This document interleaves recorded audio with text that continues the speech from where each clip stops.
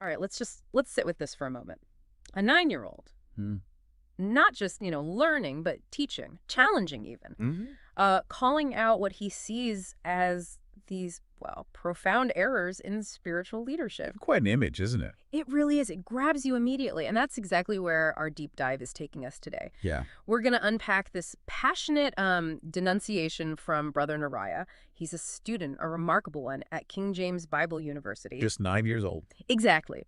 And he's squarely taking on this group he calls Elders of Israel, or EOI. Right. Our journey into this, well, fascinating topic is mostly guided by his own voluntary video presentation. Which is quite something in itself. It really is incredibly insightful material.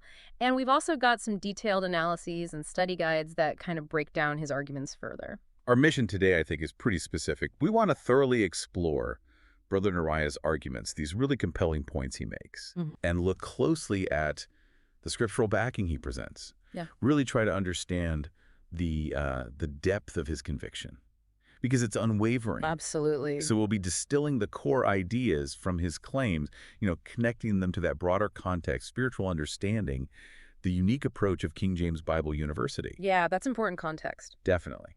And all while, respecting the power and the clarity of his message. And this deep dive, you'll find, it isn't just about, a young student making a bold stand. No, it's more than that. It's a really powerful illustration, I think, of how these deeply held beliefs get formed. Yeah. How scriptural interpretation can differ so much. Wildly sometimes. And what it really means to stand up for truth, or what you see as truth when you're facing what you perceive as deception. Mm-hmm. So by the end of our conversation, you'll not only get this unique insight into a very specific spiritual debate, Which is fascinating in itself. but hopefully sharpen your own critical thinking skills too.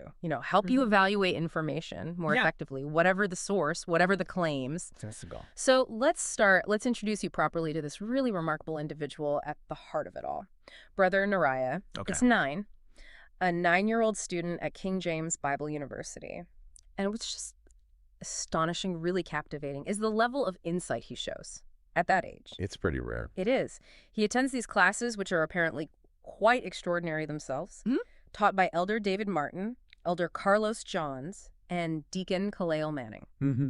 And Deacon James is there specifically for the younger students. But here's the thing that really speaks volumes. What's that? Many adults, grown-ups, still go to these same kids' classes. Oh, interesting. Why? Because the content, apparently, even for the youngest students, is so profound, so insightful, so rooted in this deep spiritual understanding that it benefits everyone. Wow. That says a lot about the teaching. It really does. And Brother Neriah, even at his young age, he shows this astonishing, almost like innate ability to spot what he calls wolves in sheep's clothing. He uses that term specifically. He does, and identifies groups like the Elders of Israel as exactly that. And what's really fascinating here, I think, is the educational philosophy that kind of underpins all this. It's fundamental to understanding his arguments, you see. Right, the university's approach. Exactly. King James Bible University is, vehemently against using what they call preceptual methods in teaching. Okay, can you unpack perceptual methods a bit for us? Sure.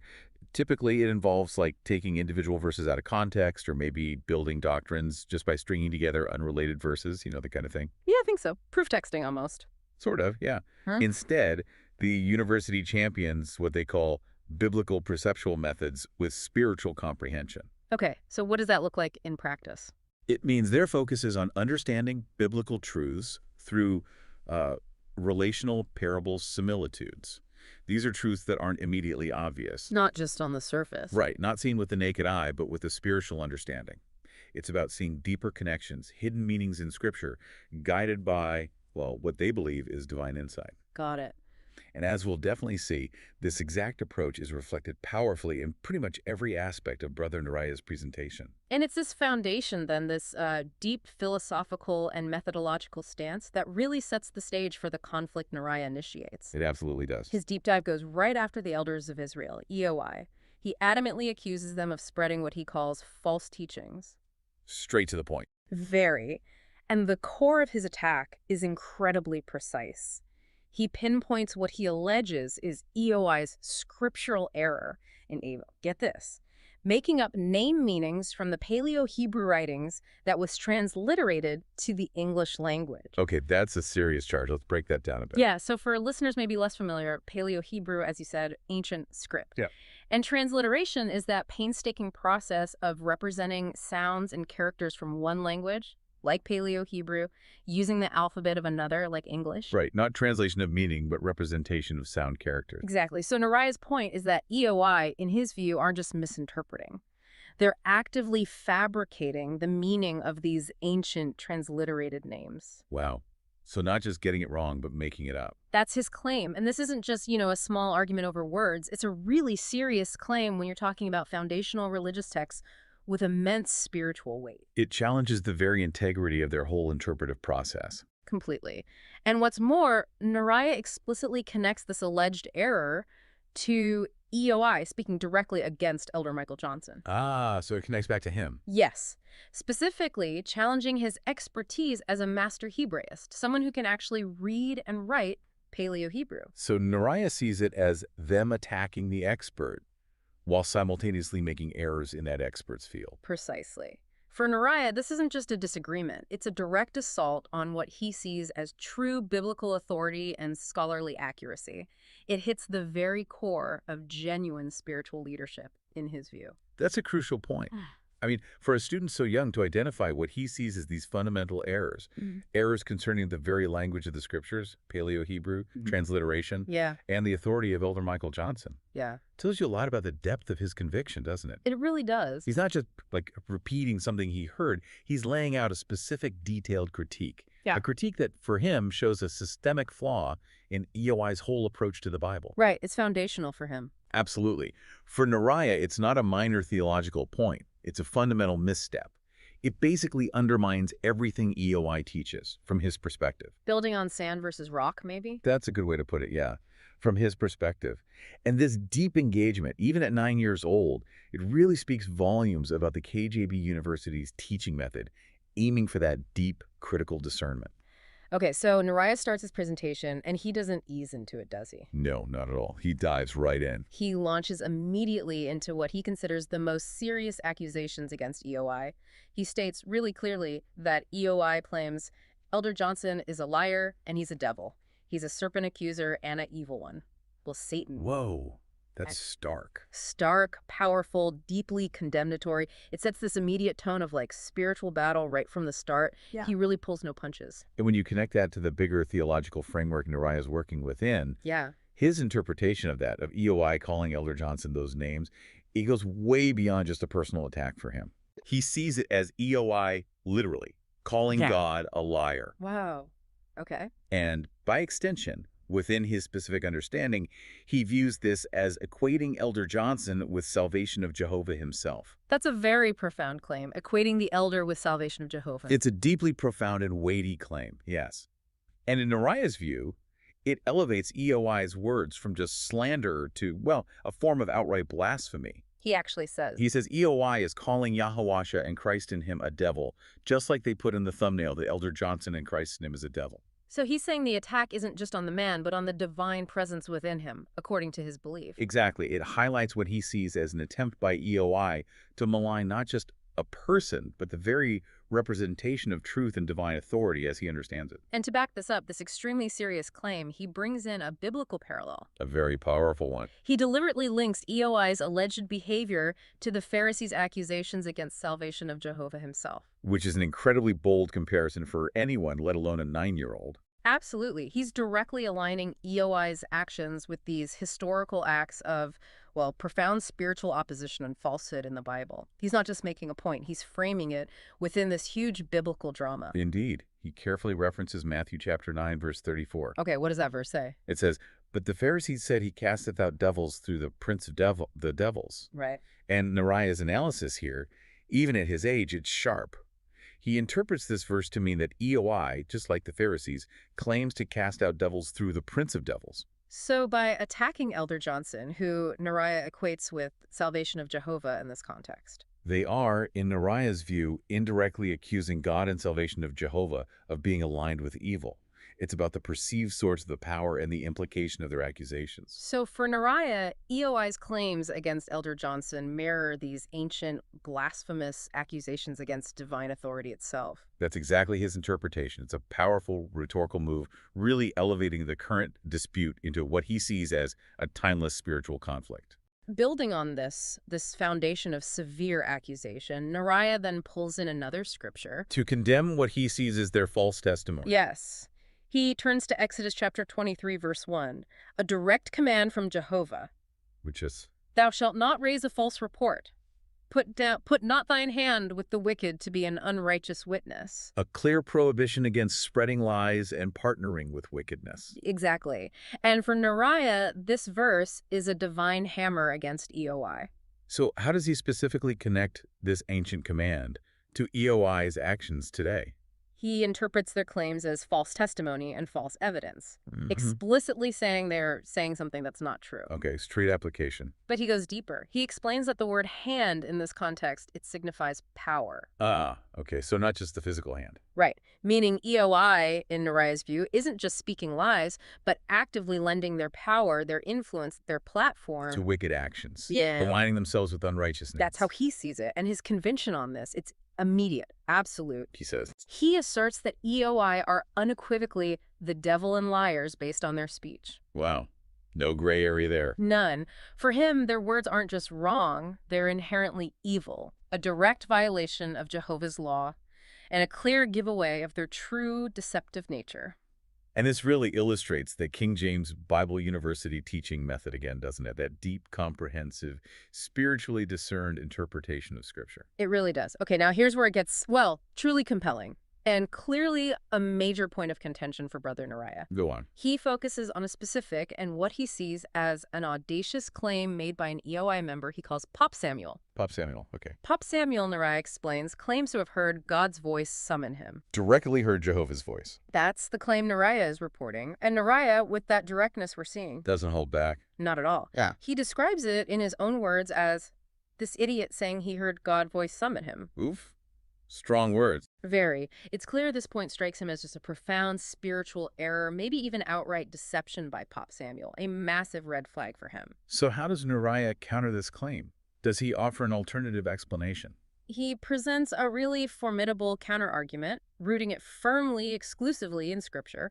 He quotes Deuteronomy chapter 34, verse 10. Okay, Deuteronomy 34:10. What's the significance there? It's a cornerstone for his refutation, the verse says. And there arose not a prophet since in Israel, like unto Moses, whom the Lord Spirit of God, Jehovah, knew face to face. Ah, the uniqueness of Moses. Exactly. This verse is absolutely central. Neriah elaborates, stressing that according to the scripture, God only spoke to Moses the word of truth face to face. Only Moses, face to face. Yes. This establishes Moses as the unique, singular, unrepeatable benchmark for that kind of direct, unambiguous communication with Jehovah. So for Neriah, this isn't just like a historical note. It's an absolute divine standard. Absolutely. A standard that simply cannot be replicated or claimed by anyone else in his view. And how does he apply this directly to Pop Samuel? His challenge is crystal clear. No room for doubt, he says with real force. Pop Samuel, this fake Pop Samuel, fake EOI, Pop Samuel, is saying, literally putting it like he was talking to God face to face, but it's right here, Moses and God, they spoke face to face. Samuel didn't speak face to face. So a direct dismissal based on scriptural precedent? Completely. It's like he's saying the Bible sets the precedent, your claim doesn't meet it. End of story. It really underscores how deeply he's internalized this biblical knowledge, challenging claims with surprising authority. And this assertion, then, it effectively categorizes Pop Samuel's claim as a clear lie. In Neriah's view, yes, an undeniable lie. And brands him a false prophet. Yeah. Because by claiming that unique face-to-face communication, he's trying to elevate himself. Neriah sees it as Pop Samuel trying to put himself on par with Moses, which, for Neriah, undermines EOI's spiritual authority right from the foundation. So not just a mistake, but a deliberate falsehood to deceive people. That's Neriah's take. It strikes right at the heart of how one can legitimately claim spiritual authority in the biblical framework. It separates truth from deception for him. Neriah then pivots. He moves to a crucial warning, showing that sharp spiritual discernment again. Puts warning? He cautions listeners not to be swayed by EOI's outward appearance, their presentation. How they seem on the surface. Exactly, he says. They want to act all nice now because they want to act all nice. They really thought I was going to fall for that. No, I knew something was wrong. So he's saying any attempt by them to seem peaceful and nice is just a tactic. Yes. A veneer, a facade that he, with his insight, saw right through. He wasn't fooled by pleasantries or attempts at maybe feigned reconciliation. And he reinforces this point biblically. Oh, yes. Powerfully. With Matthew chapter 7, verse 15. Ah, the classic verse. Beware of false prophets which come to you in sheep's clothing, but inwardly they are ravening wolves. A very vivid image. How does Neriah apply this directly to EOI? He's explicit. He states that in his assessment, all of them are false prophets, and they act peaceful and nice, but they are ravening wolves inside. So the outward niceness is the sheep's clothing. And inside. Ravenous wolves. For Neriah, their outward behavior, any attempts to seem gentle or benign, it's all calculated deception, hiding their true, destructive, malicious nature. That speaks again to that discernment cultivated at King James Bible University, doesn't it? Seeing beyond the surface. It really does, and Neriah's conviction here is just absolute, unyielding. He says it again. He reiterates forcefully, they are not peaceful or nice. They are ravening wolves. It just powerfully highlights his deep perception of malicious intent, no matter how polite they might seem outwardly. He sees them as fundamentally dangerous, destructive. That's the clear message, an uncompromising judgment rooted deeply in his biblical understanding. Okay, what's next in his critique? Another significant point for Neriah, one he sees as really revealing EOI's lack of spiritual authenticity, is how they get their scriptural understanding for their classes. How they Yes. He specifically calls them out for relying on their audience for help. Relying on the audience. How? He quotes their request directly, highlighting it as a major flaw. They apparently say things like, please, if you have any precepts that can help us with this class breakdown, do not hesitate to put in the chat. Asking the chat for help with interpretation. Yes, and then adding warnings like, but please remember, we have new viewers, so please remember to put what word you are breaking down, what is you talking about, what word you're breaking down, what does that even mean? Seems a bit disorganized, maybe. Neriah sees it as much more than that. He also points out they ask for specific Bible topics via email. For him, this isn't just inefficient. It reveals a fundamental disqualifying flaw in their claim to spiritual authority. How so? Why is asking the audience so bad in his view? He interprets it as a clear, damning sign that EOI lacks genuine inspiration from God. Ah, okay. The source of the understanding. Exactly. From his perspective, it's completely illogical. Counter to true spiritual teaching, he says, you're asking people for help with breakdowns. Really, this makes no sense. No sense. Because true understanding should come from JEHOVAH directly, not from crowdsourcing or human input. This reliance on external help, for him, profoundly undermines any claim EOI might have to divine guidance or real scriptural authority. A stark contrast to the KJBU University's emphasis on spiritual discernment and direct inspiration. Absolutely. And to counter this perceived inadequacy, Neriah presents what he considers the only source of truth. Which is? He cites 2 Timothy chapter 3, verse 16, foundational scripture for many. Right. All scripture is given by inspiration of God. And is profitable for doctrine and for reproof and for correction and instruction in righteousness. For Neriah, this lays out the divine inspired origin and purpose of scripture directly from JEHOVAH. And does he add anything else to support this? Yes, he brings in Job chapter 32, verse 8. That's Job 32:8. Which says, but there is a spirit and a man, male or female, in the inspiration of the Almighty give them understanding. Inspiration giving understanding. Got it. So if we connect these verses to Neriah's bigger argument, his conclusion is forceful, unambiguous. What does he conclude? It's say right there, all scripture is given by JEHOVAH, his spirit. He gives understanding and knowledge. Therefore, by asking their audience for help, by seeking human input instead of relying solely on spiritual revelation, Neriah believes EOI are liars and not getting inspiration from the spirit of JEHOVAH. So they're relying on human intellect, not Jehovah's spirit. That's his charge, which, in his view, fundamentally disqualifies them from teaching true biblical understanding. It highlights this core, irreconcilable difference in how KJBU University, through Neriah, sees the source of knowledge versus EOI's perceived methods. It's about the very wellspring of truth. A fundamental disagreement. Absolutely. Neriah then moves towards perhaps his most condemning statements yet. He draws on that deeply rooted biblical principle. You know someone's true nature by their actions. By their fruits. Exactly. He brings in Matthew chapter 7, verse 20. Wherefore, by their fruits, which mean works, you shall know them. This principle, judging by works or fruits, it's a critical, uncompromising tool in his takedown of EOI. So how does he apply this principle, knowing by their fruits, to EOI with such severity? He immediately asserts, with just total conviction. I mean, like, know them by their works here. So they want to be all nice and peaceful on my first presentation. Oh, I don't care. I don't care if they watch this one and they don't like it. I really don't care because I'm telling them about their roles. Their works literally is unclean. They are murderers. Murderers. That's incredibly stark. Shocking, really, so especially from a child. It is. He believes any outward show of niceness from EOI is just deception, a facade completely betrayed by their true, inherently corrupt, even violent nature, as shown by their spiritual works. That's a profound accusation, not made lightly. Clearly, it's the culmination of his discernment. Exactly. And this is where his condemnation reaches its absolute most chilling peak. Go on. He draws heavily and with devastating effect from John chapter 8, verses 42 through 45. John 8, a very powerful passage. Pivotal, unvarnished, where salvation of Jehovah himself directly confronts those who don't understand or refuse to hear his words. Neriah quotes it directly, stressing its relevance to EOI. Can you share the quote as Neriah presents it? Yes. He quotes, "Salvation of Jehovah said unto them, If God were your father, you would love me. For I proceeded forth and came from God. Neither came I of myself, but he sent me. Why do ye not understand my speech, even because you cannot hear my words? Ye are of the father, ye are of your father the devil, and the lust of your father you will do. He was a murderer from the beginning, and abode not in the truth, because there is no truth in him. When he speaketh a lie, he speaketh of his own.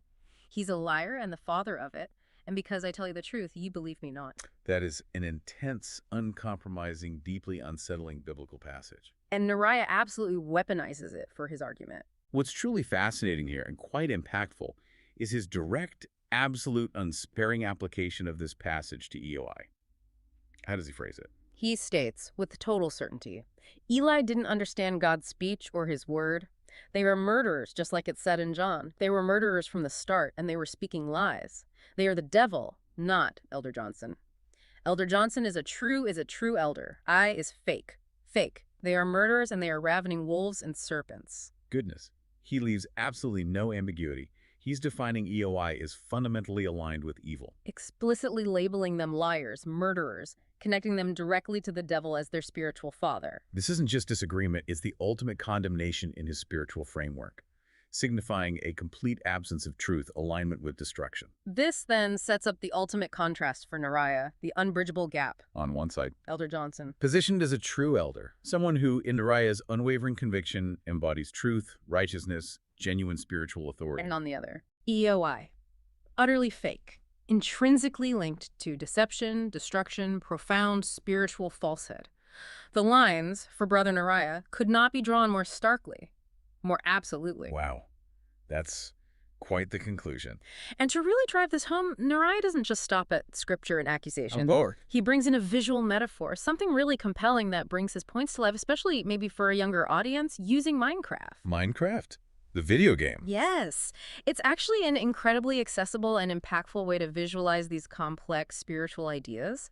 He starts by showing a large dead tree. A dead tree. Okay, symbol of lifelessness. Exactly. Which he clearly states represents EOI. And around this dead tree, he places ravening wolves. Connecting back to the Matthew 7 verse. Correctly, and he identifies these wolves as specific EOI members by name. He says, Anderson, Mishka, Stupid, Pop, Samuel, all of them is they are these, and they are these, they're devil, they're this big, stupid, dead tree. So a very vivid, aggressive, symbolic image of EOI's perceived nature and spiritual state. Extremely. Then he immediately contrasts this bleak image with something completely different. Which is? This big tree full of light. Okay. A complete opposite. Light versus deadness. Precisely. This vibrant, illuminated tree, for Neriah, represents Elder Johnson and his whole group, the King James Bible University community. Embodying truth, guidance, Life-giving knowledge. That's the clear representation Neriah intends. The visual juxtaposition is incredibly powerful, intentional, clearly marking perceived good from perceived evil, life from spiritual death in his narrative. It's a remarkably effective way to convey such deep conviction. And his description of this tree full of light is equally specific, heartfelt almost. Paints a picture of warmth, protection, spiritual nourishment. How does he describe it? He explains. Like Deacon Kidden, James Deacon X, Deacon Jonathan, or Deacon, they're watching the sheep, like me, the men's group, the kid in the kid program, and this Eric Johnson right here teaching us this big tree full of light. So he places himself and the other students, the sheep, right under the protection of Elder Johnson and the deacons. Yes. A clear, powerful symbol of true leadership, guidance, and the source of authentic spiritual food within their community. Now, this brings us to a crucial part of the Minecraft analogy, Neriah's interaction with it. What does he do with these trees? This is where the depth of his conviction really comes through. He doesn't just show the dead tree. No. He proceeds to virtually explode it within the game. Explode it? Yes. Articulating this fervent desire for its destruction, he says, with real intensity, it's time to explode something. I'm ready. Hey, put this right here. You're going down. And it's going down. That's not just symbolic visualization, it's symbolic action, annihilation. It really is a visceral act within his chosen metaphor, powerfully representing his wish for the complete downfall and disappearance of EOI. It shows the profound emotional and spiritual investment he has in this. It turns a digital action into a spiritual declaration. And his desire for EOI's eradication, it's palpable, you said. Oh, absolutely. Communicated powerfully through his words and actions in Minecraft. He repeatedly expresses this deep hatred for the dead tree, this desperate wish for it to be utterly gone and to burn. What does he say exactly? He declares with this chilling intensity, that can burn. This is gonna burn. All of it. It could just burn, and you're cooked. You're cooked, man. You're going down. Goodness, that's extreme. It is. This extreme emotional response, channeled through Minecraft, serves as this powerful, almost primal representation of his unwavering conviction. A raw, visceral expression of his fervent wish for EOI's complete downfall, seeing them as something that must be utterly consumed and removed for truth's sake. Okay, let's circle back a bit, expanding on the foundational principles that so clearly shaped Neriah's presentation. It's crucial to reiterate Elder Michael Johnson's stance against those perceptual methods. Right, that strong, uncompromising stance. As we discussed, he strongly favors the biblical perceptual methods with spiritual comprehension, using relational parables, similitudes. And this isn't just about how to teach. No, it's a deeply held, core philosophical conviction. It dictates their entire approach to understanding and teaching Scripture. And the key point about this biblical perceptual method is that it fundamentally focuses on understanding not with the naked eye, but with a spiritual understanding. Right. Emphasizing that profound, divinely inspired insight, transcending mere intellectual analysis or academic frameworks. It's about discerning deeper, often hidden truths through spiritual revelation, not relying on external interpretations or human logic, cultivating that deep spiritual discernment. Which brings us back to Neriah himself. Exactly. What's so fascinating is how his presentation, even at 9 years old, perfectly reflects and embodies this very methodology. He's not just quoting verses detachedly. Not at all. He's showing a deep contextual understanding and applying it with conviction to what he sees as real-world spiritual situations.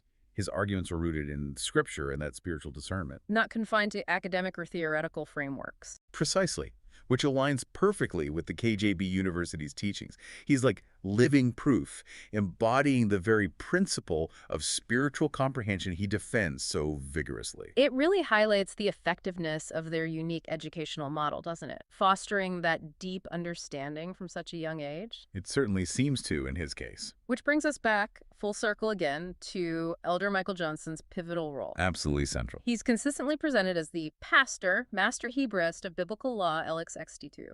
That title signifying profound leadership and unparalleled scholarly expertise in their tradition. And crucially, known within the university's teachings for speaking only truth found in the Bible.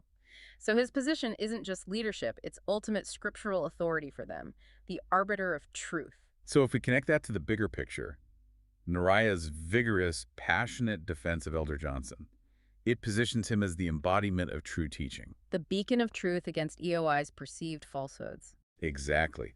For Neriah, Elder Johnson is the living testament to the KJBU University's philosophy and its commitment to unadulterated biblical truth. Which means any attack on Elder Johnson Is perceived by Neriah as a direct attack on truth itself, Yeah. necessitating his fervent, direct response. And this deep dive wouldn't be complete without reminding you, the listener, about that core tenet of King James Bible University. They do not spread the message, but spread the ideas. Right, not just repeating phrases or basic evangelism. It's a much deeper ambition. And this foundational principle profoundly informs Neriah's whole approach, doesn't it? How so, exactly? Well, he's not just reciting verses or delivering some prepackaged sermon. He's conveying a profound understanding, a deeply internalized conviction about the very nature of truth and deception. Spreading the idea of what true authority looks like. Exactly. What false prophecy sounds like, what it means to be genuinely inspired by the Spirit of Jehovah.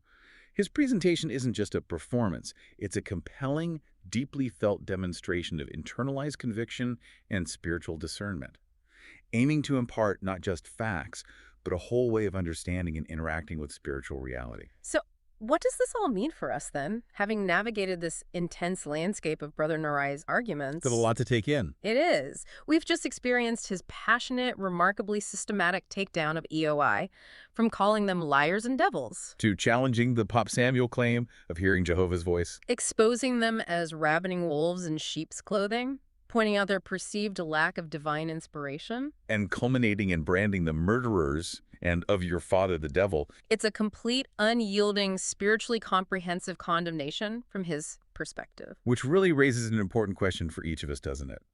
How does Neriah's unwavering conviction, especially given his youth, make us reconsider our own ways of evaluating information, particularly spiritual claims? Yeah. What's remarkable is his systematic use of Scripture to back up every single claim, even if his interpretations are delivered with such absolute certainty. It makes you reflect on the role of foundational texts in shaping belief and the authority we give to interpretation. Absolutely. And you've seen firsthand how he uses biblical passages not just as references, but as active, powerful tools for denunciation, clarification, building this absolute distinction between what he sees as truth and falsehood.